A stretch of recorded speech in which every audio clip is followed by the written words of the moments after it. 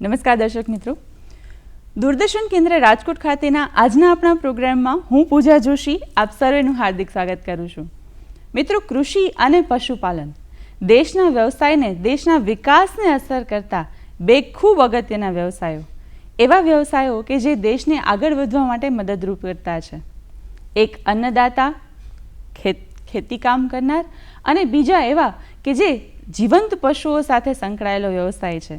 અને એ પશુઓ થકી, એમની માવજત થકી સતત એમની સાથે પોતાનો જીવન નિર્વાહ કરી અને પોતાનું ગુજરાન ચલાવનાર, આર્થિક આવક મેળવનાર એવા પશુપાલક મિત્રો.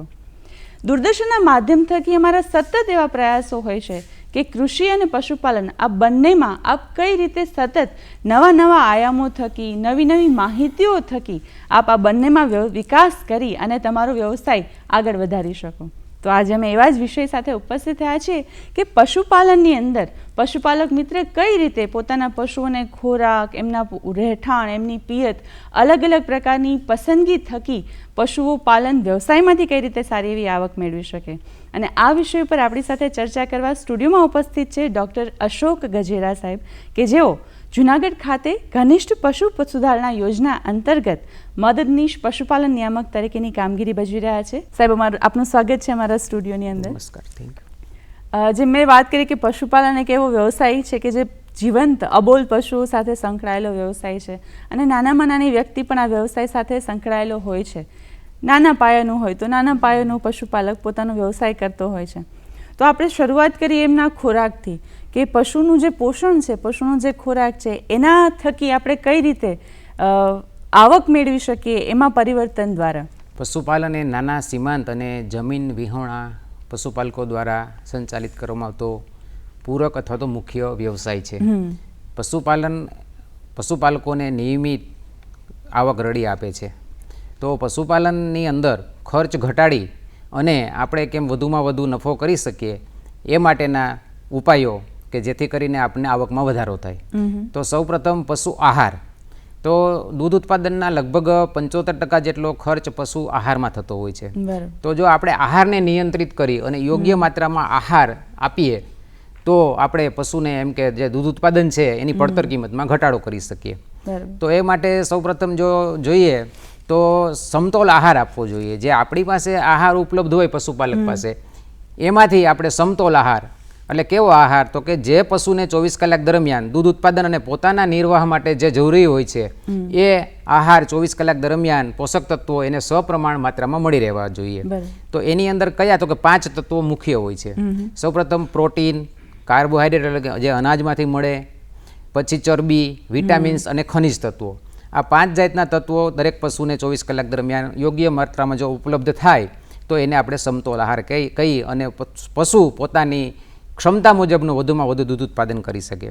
તો કે સમતોલ આહાર કઈ રીતે?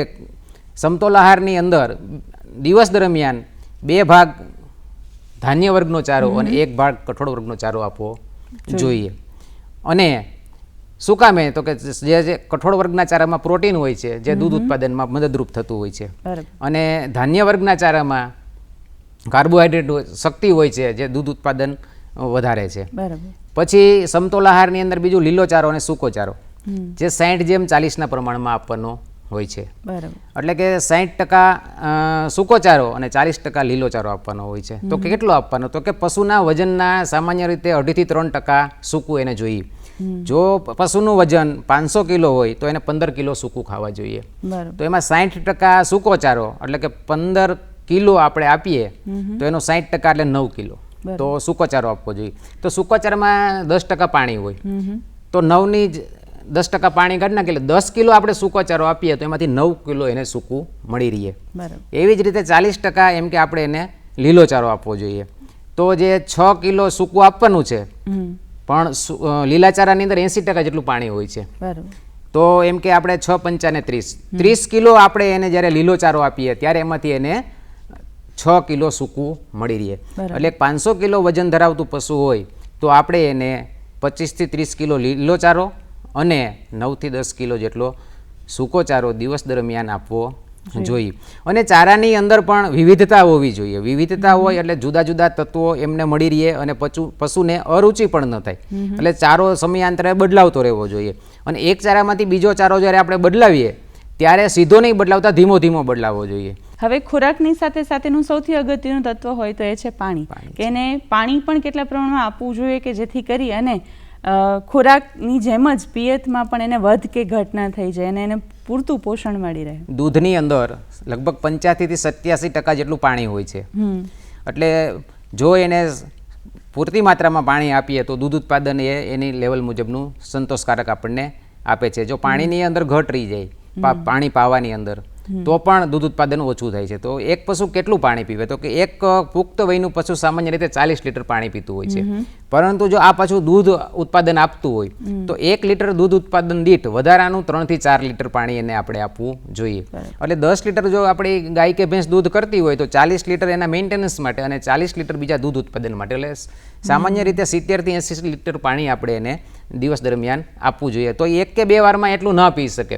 તો સામાન્ય રીતે આપણે પશુ જ્યાં બાંધતા હોય ત્યાં જેમ કે એના ખીલાની આગળ જ આપણે પાણીની વ્યવસ્થા કરવી જોઈએ. 2 પશુ હોય તો એની વચ્ચે એક કુંડી મૂકી દઈએ 50-60 લીટરની, તો એ ઈચ્છા ત્યારે પાણી પી શકે છે. અને એને દૂધ ઉત્પાદનમાં ઘટાડો થતો નથી. ઉનાળાની ઋતુઓ છે કે જ્યારે પશુને વધુ પ્રમાણમાં પાણી એના શરીરને આવશ્યકતા હોય છે તો આ સમયે તો ખાસ એમની પિયતની કાળજી આપણે જો રાખી શકીએ ઉનાળાના સમયમાં તો એ પશુ માટે ઘણું ફાયદાકારક રહેતું હોય છે. તો ખોરાક અને પિયત આ બંનેની સાથે સાથે અગત્યના હોય છે મિનરલ્સ કે જે આપણે એમને ખોરાકમાં આપવાના થતા હોય છે. એમનું ખાણદાણ છે કે જે અલગ અલગ પ્રકારના મિનરલ્સ છે. તો એ મિનરલ મિક્સચર અને ખાણદાણ એ કઈ માત્રામાં અને કઈ રીતે પશુઓને આપવું જોઈએ કે જેથી કરીને એમનું શરીરનું જે પોષણનું જે ચાર્ટ છે એનો શરીરનો એ જળવાઈ શકે. ખાણદાણ છે એ પૌષ્ટિક આહાર છે. સામાન્ય રીતે પશુને પોતાના નિભાવ અર્થે 1 કિલો જેટલું ખાણદાણ આપવાનું થતું હોય છે. અને દૂધ ઉત્પાદન દીઠ એટલે કે ભેંસ વર્ગનું જો પ્રાણી હોય તો 1 લીટર દૂધ ઉત્પાદને એને દૂધ ઉત્પાદનના 50% એટલે કે 10 લીટર દૂધ ઉત્પાદન હોય તો આપણે એને 4 કિલો ખાણ આપવું જોઈએ. અને ગાય વર્ગનું જો પશુ હોય તો 40% એટલે કે 10 લીટર દૂધ હોય તો 4 કિલો આપણે એને ખાણદાણ આપવું જોઈએ. અને મિનરલ મિક્સચર કે જે વિટામિન્સ અને ખનિજ તત્વો જેમાં પ્રચુર માત્રામાં હોય છે એ આપણે એને એમ કે 50 થી 100 ગ્રામ જેટલું દૂધાળા પશુને આપવું જોઈએ જેથી કરીને દૂધ ઉત્પાદનની ક્ષમતા વધે છે, એની પ્રજનન ક્ષમતા વધે છે, લાંબો ટાઈમ દોવા આપે છે અને પાછું વહેલું ગરમીમાં પણ આવી જાય છે. હવે સર પશુપાલન ક્ષેત્રે 2 શબ્દો ખૂબ પ્રચલિત છે કે એક છે બાયપાસ પ્રોટીન અને એક છે બાયપાસ ફેટ. આ બંને શબ્દો વિશે મારે માહિતી જોઈએ છે કે આ બંને શબ્દો શું છે, આ બંનેનો અર્થ શું થાય છે? સામાન્ય રીતે પ્રોટીન અને ફેટ છે એ પહેલું જે હોજરી હોય એટલે કે જેને રૂમેન કહેવાય છે ત્યાં વિઘટન થતા હોય છે. પરંતુ બાયપાસ એટલે એ રૂમેનથી બાયપાસ થઈ અને નાના આંતરડામાં જાય છે.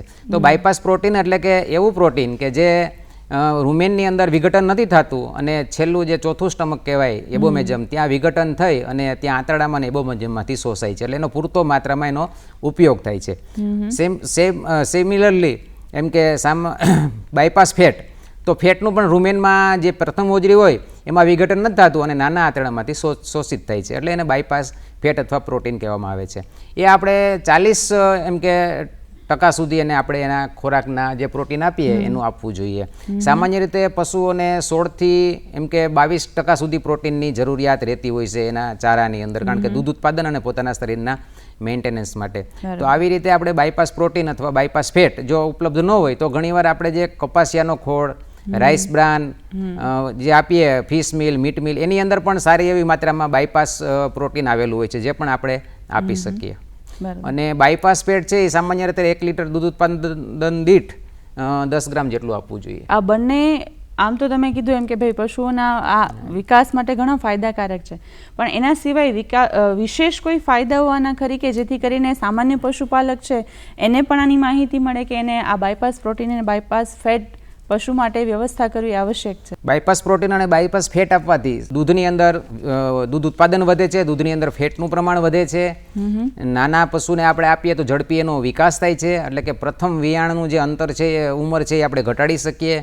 2 વેતર વચ્ચેનું દૂધાણા ધોરણે આપીએ તો 2 વેતર વચ્ચેનું અંતર પણ ઘટે છે. અને એની એમ કે દૂધ ઉત્પાદનની ક્ષમતા વધે છે, પ્રજનન ક્ષમતા વધે છે અને જે પશુ છે એ તંદુરસ્ત રહે છે. અને બાયપાસ પ્લેટ અને પ્રોટીન આપવાથી એમ કે ખોરાકને પાચન, જે પેલેટેબિલિટી કહેવાય, ખોરાકની પાચનની ક્ષમતા વધે છે અને પશુનું દૂધ ઉત્પાદન વધુ થાય છે. ઘણા વર્ષોથી, આમ તો કહીએ કે સદીઓથી પશુપાલકો છે એ પશુઓનું જેને કહેવાય ને કે સંવર્ધન કરી રહ્યા છે. પશુઓને એક યા બીજી રીતે એમનામાં કઈ રીતે વિકાસ થઈ શકે, પોતાનું પશુ સ્વસ્થ અને તંદુરસ્ત કઈ રીતે રહી શકે, અને એમાંથી ખાસ સાથે સાથે કારણ કે પશુપાલન છે તો એમાંથી આવક પણ કેવી રીતે સારી રીતે મેળવી શકાય, એના માટે સતત પ્રયત્નો કરતા રહેતા હોય છે. અને આપણા પણ એવા જ પ્રયત્નો હોય છે કે આપણે એ પશુઓને, પશુપાલકોને એમના પશુ સંવર્ધન વિશે પણ વધારે માહિતી આપી શકીએ કે જેથી કરીને એમને પણ એ વિશે ફાયદો થઈ શકે. તો પશુ સંવર્ધન ક્ષેત્રે કેવા કેવા બદલાવ અત્યારે આધુનિક ટેકનોલોજી પ્રમાણે, આધુનિક સમય પ્રમાણે લાવવા જોઈએ કે જેથી કરી અને પશુપાલક મિત્રોને એમના વ્યવસાયમાં વધુ ફાયદો થઈ શકે? એક અંગ્રેજીમાં કહેવત છે કે sire is the half of the herd, એટલે કે જે નર છે એ અડધા ધણ બરાબર એની કિંમત હોય છે. કારણ કે 100 ગાયો કે ભેંસો વ્યાય તો એમાં 100 ગાયોમાં 50% તો બ્લડ એમ કે એ નરનું હોય છે. તો જેમ નર છે એ હંમેશા ઉચ્ચ ઓલાદનો અને જેનું એમ કે દૂધ ઉત્પાદન વધુ હોય એવી માનો સિલેક્ટ કરેલો હોવો જોઈએ. અને એમાં પણ જો જેનું આનુવંશિક ગુણો જે એમ કે દૂધના ધરાવતો હોય એવો નર હોય તો એને કુદરતી સંવર્ધન કરતાં કૃત્રિમ સંવર્ધનમાં જો આપણે વાપરીએ તો એનો મહત્તમ ઉપયોગ આપણે કરી શકીએ. કારણ કે એક વખત કૃત્રિમ રીતે જે નર બીજ લીધું હોય એમાંથી 100 થી 400 ડોઝ બને છે. અને કૃત્રિમ વિજ્ઞાનના બીજા ફાયદાઓ પણ છે કે ભાઈ દૂરના પ્રદેશ સુધી આપણે એમ કે થીજવેલું એમ કે નર બીજ લઈ જઈ શકીએ, પછી મહત્તમ એનો ઉપયોગ કરી શકીએ, પછી ચેપી રોગથી પશુઓને બચાવી શકીએ. કુદરતી સંવર્ધનની અંદર ઘણી વખત નરમાં ચેપ હોય તો એ ચેપ માદામાં ફેલાતો હોય છે, જ્યારે આની અંદર એ આપણે ન થાય, એટલે કે ચેપી રોગથી પણ આપણા પશુઓને આપણે બચાવી શકીએ છીએ. અને કૃત્રિમ વિજ્ઞાન કરાવતા પહેલાં ખરેખર આપણે સવાર સાંજ એમ કે પશુ ગરમીમાં આવે છે કે નહીં એના લક્ષણો જોવા જોઈએ. જો પશુ ગરમીમાં હોય તો ઉતરતા ભરમાં, એટલે કે 12 કલાક પછી અથવા તો હજી 8-10 કલાકની જેમ કે ગરમીની પૂરી થવાની વાર હોય ત્યારે આપણે પશુને કૃત્રિમ વિજ્ઞાન કરાવી લેવું જોઈએ. અને જો દૂધનું ઢોર હોય તો વ્યાણા પછી 3-4 મહિને એમ કે પાછું એ ગરમીમાં આવી જવું જોઈએ. જો 3-4 મહિને ગરમીમાં ન આવે અને લાંબો ટાઈમ પછી ગરમીમાં આવે તો પણ દૂધ ઉત્પાદનની ક્ષમતા એમ કે એની જે હોય એ ઘટી જાય અને પછી જે આજીવન જે આપણે દૂધ ગણીએ તો એ ઓછું મળે છે. એટલે કે કોઈ પણ પશુ છે એ દર 12 કે 13 મહિને વૈયાઈ જવું જોઈએ. અને કૃત્રિમ વિજ્ઞાન છે એનાથી ઝડપથી એમ કે ઓલાદની સુધારણાનું આપણે કામ કરી શકીએ. પશુ સંવર્ધનની જ્યારે વાત ચાલી રહી છે ત્યારે બીજો એક છે પશુઓમાં સેક્સ્ડ સિમેન્ટથી એમને બીજદાન કરાવવામાં આવે છે, તો એના વિશે થોડી માહિતી અમને આપશો? સેક્સ સિમેન્ટ ડોઝ એક એવું છે ટેકનોલોજી નવી જે છે એની અંદર જે કૃત્રિમ વિજ્ઞાન કરવામાં આવે તો 85 થી 90% સુધી વાછરડીઓ આવે છે, જેથી આપણે નર બચ્ચાનો જન્મ અટકાવી શકીએ. અને ઓછી માત્રામાં નર અને વધુ માત્રામાં 90% સુધી વાછરડીઓ આવે તો દૂધ ઉત્પાદન પણ આપણે વધારી શકીએ. અને જે સંવર્ધન છે એ ખરેખર તો જ્યારે આપણે શુદ્ધ ઓલાદનું પશુ હોય તો શુદ્ધ ઓલાદનું સંવર્ધન કરવું જોઈએ.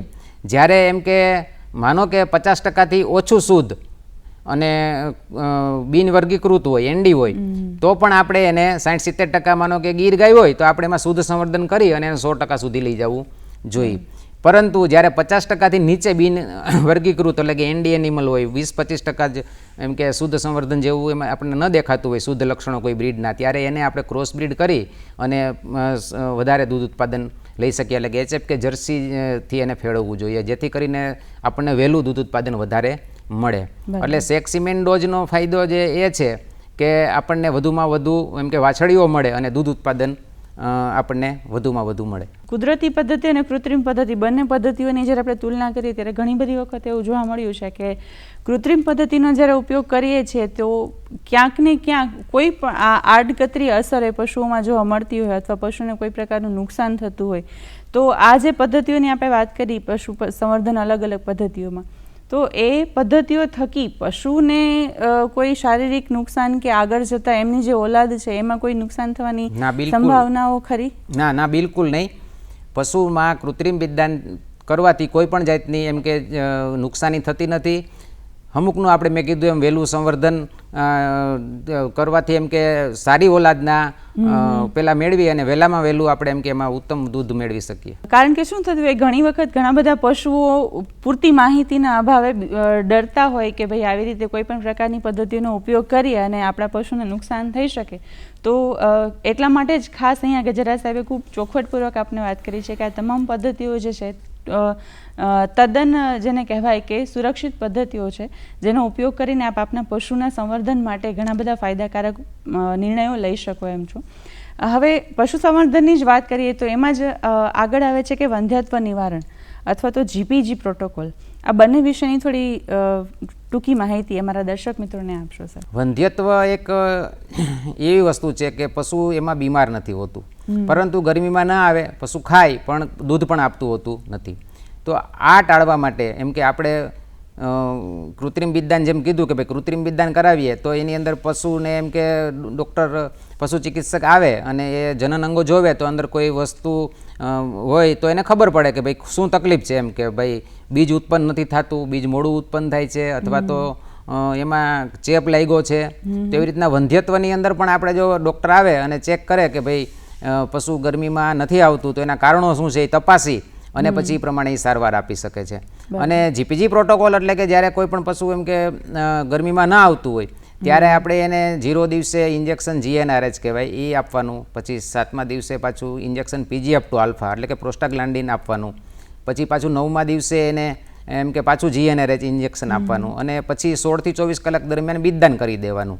આ જીપીજી પ્રોટોકોલ બે રીતે ઉપયોગ થાય, તો વંધ્યત્વ નિવારણ માટે અને એક ક્યારેક આપણે સમકાલીનીકરણ એટલે કે બધી ગાયો કે ભેંસોને એકી સાથે ગરમીમાં લઈ આવી હોય અને આપણે એને એમ કે ગરમીનો સમય નિયંત્રિત કરી શકીએ તો બધી જ ગાયોમાં જીપીજી પ્રોટોકોલ અપનાવી અને એ માદા પશુમાં આપણે એકી સાથે એમ કે બચ્ચાનો જન્મ લઈ શકીએ છીએ. હવે સર ઘણા બધા પશુપાલક મિત્રોને એવા પણ પ્રશ્ન થતા હોય કે અંતરિયાળ વિસ્તારો હોય કે ગામડા ગામ છે કે એવા જગ્યાઓ છે કે જ્યાં નજીકનો તાલુકા મથક છે દૂર છે, ટૂંકમાં એમનાથી નજીક નથી એટલું બધું, અને તો એવું થઈ શકે કે આ પશુપાલક મિત્રો જાતે પોતાના ઘરે રહીને પોતાના પશુઓની સાથે આ બધી પ્રોસિજર કરી શકે, અથવા તો એમને કોઈ પશુપાલક ડૉક્ટર પાસે જવું પડશે અથવા નજીકના કોઈ મથકે જઈને આ પ્રક્રિયાઓ કરવી પડશે. એની થોડી માહિતી અમારા પશુપાલક મિત્રોને આપે. નજીકના પશુ દવાખાને પણ જઈ શકાય છે અથવા તો પશુ ચિકિત્સકને જો એમ કે બોલાવો તો ઘરે આવીને પણ કૃત્રિમ બિદદાન અને સારવાર થઈ શકતી હોય છે. એ માટે સરકાર એમ કે એના નિયમો હોય છે એ પ્રમાણે કરતા હોય છે. પશુઓને ખાનપાન આપી દીધું છે, એમને ખોરાક વ્યવસ્થિત આપ્યો છે, પિયત માટેની પણ વ્યવસ્થિત સારી વ્યવસ્થા છે, પણ આ બધું હોવા છતાં પણ પશુ કોઈના કોઈ રોગનો ભોગ બનતું હોય છે. અને એ રોગનો ભોગ બન્યા પછી પણ લાંબો સમય સુધી જો કોઈ પશુપાલક મિત્રને એ રોગ વિશે માહિતી નથી તો એ પશુ સમયાંતરે પશુને નુકસાન થાય છે કે પશુ ગુમાવી શકીએ ત્યાં સુધીની પરિસ્થિતિ બની જતી હોય છે કે જે પશુપાલક મિત્ર માટે ખૂબ નુકસાન કરતા હોય છે.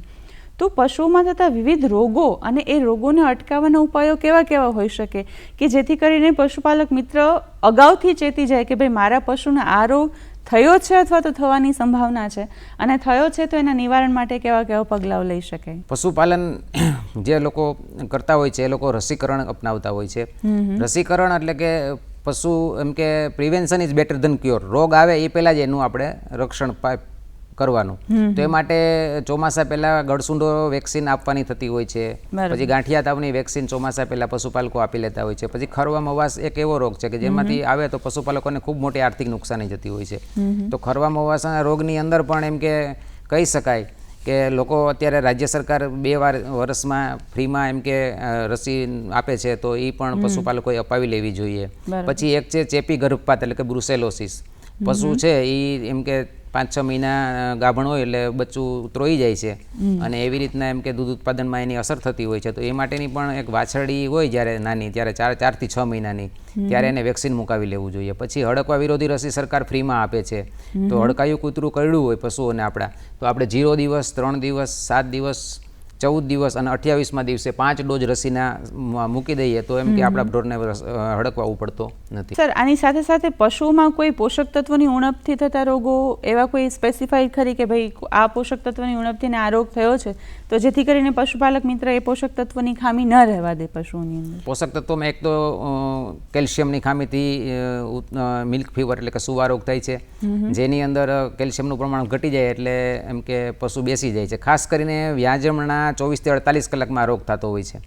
તો એને કેલ્શિયમની યોગ્ય સારવાર આપવામાં આવે અને ગાભણ હોય જ્યારે મિનરલ મિક્સચર યોગ્ય માત્રામાં આપવામાં આવે તો એમ કે આ રોગથી બચી શકાય છે. બીજો છે એક ગ્લુકોઝની ખામી થાય, સર્જાય, નેગેટિવ એનર્જી બેલેન્સ, નકારાત્મક ઉર્જા સંતુલન થાય તો પશુને એમ કે ગ્લુકોઝની ખામી થાય છે અને એને હિસાબે એમ કે પશુ છે એ ખાતું બંધ થઈ જાય, ખાણ નથી ખાતું અને ચક્રી આવે છે, ગોળ ગોળ ફરે છે. તો એને આપણે એમ કે જ્યારે ગાભણ હોય ત્યારે જ એમ કે 2 થી 2.5 કિલો જેટલું દાણ આપવું જોઈએ, વિટામિન D3 કે ઇન્જેક્શન આપવા જોઈએ અને પૌષ્ટિક ચારો આપવો જોઈએ, જેથી કરીને વ્યાજમ પછી એને કીટોસિસ નામનો જે આ ગ્લુકોઝનો રોગ છે એનાથી આપણે એને બચાવી શકીએ. પશુઓની અંદર આપણે જેમ બધી વાતો કરી તો એ પશુઓના રહેઠાણ વિશે પણ ઘણી બધી અગત્યની માહિતી આપણે પશુપાલક મિત્રોને આપી શકીએ કે જેથી કરી અને એમનું રહેઠાણ કેવું રાખી, પશુઓને કેવી જગ્યાએ રાખવા જોઈએ, અલગ અલગ ઋતુ પ્રમાણેનું એમનું રહેઠાણ કેવું હોવું જોઈએ, આ માહિતી અમારા પશુપાલક મિત્રોને ખાસ આવશ્યકતા છે. તો એવું રહેઠાણ હોવું જોઈએ, ઊંચી જગ્યાએ જ્યાં પાણી ન ભરાતું હોવું જોઈએ, પાણી દળી જવું જોઈએ,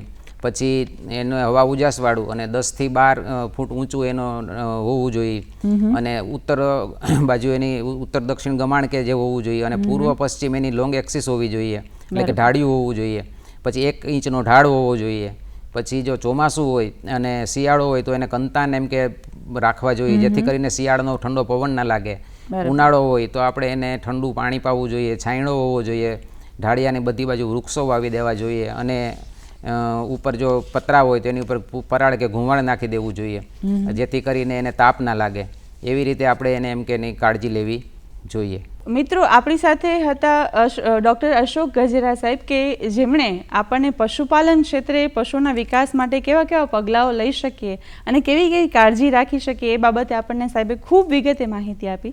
અમે આશા રાખીએ કે સાહેબે આપણને જે માહિતી આપી છે એનો ભરપૂર આપ લાભ લેશો અને આપના પશુઓના વિકાસ માટે આપ સતત પ્રયત્ન કરતા રહેશો.